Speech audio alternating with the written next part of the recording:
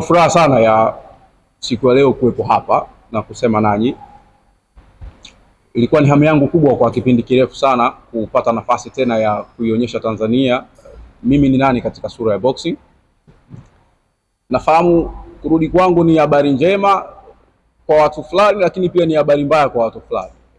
Ni habari njema kwa sababu watu walikuwa na hamu ya kuona lini nitapigana tena, lakini ni habari mbaya ni kwamba kwa sababu kuna watu walikuwa hataki kuniona nikipigana tena. Sasa nawaambia pole, kwa sababu hizi ndio akili za majinias. Ukipigana na vita na watu wa Mogadishu, matokeo yanabadilika pale ambapo hautarajii. Kwa hivyo nitapigana tarehe 16 kwa uwezo wa Mwenyezi Mungu, na nitamlaza mtoto wa mtu vizuri tu, kwa sababu naamini timu yangu, naamini uwezo wangu, naamini makocha ambao niko nao na vision zao, na kila ambacho kinawezwa na watu wengine sisi pia tunakiweza. Kwa hivyo hiyo inanipa imani kubwa ya kuona tutafanya kitu kikubwa siku hiyo. Kwa hivyo tunaomba Watanzania, washabiki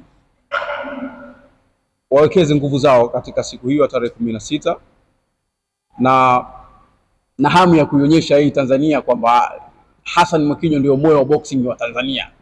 Nikishafika mahali nikisema nimetundika gloves itakuwa biashara imeisha, lakini kwa sasa niko hai na uwezo wa kujipambania, na pamoja na nguvu ya watu niliokuwa nao bado naweza kuendelea kufanya makubwa. Kuna mtu mmoja alisema kulingana na changamoto zinazoendelea sasa boxing ya Tanzania itakuwa imekufa. Nikamwambia haiwezi kufa, kwa sababu tupo wenye boxing na tupo na watu ambao wanaipenda boxing, ambao kwa namna moja au nyingine, mfano wa Camel Oil, waweza kuwapigia hodi na wakakupokea kulingana na heshima kubwa ambayo unayo katika jamii na sura ya nchi yako.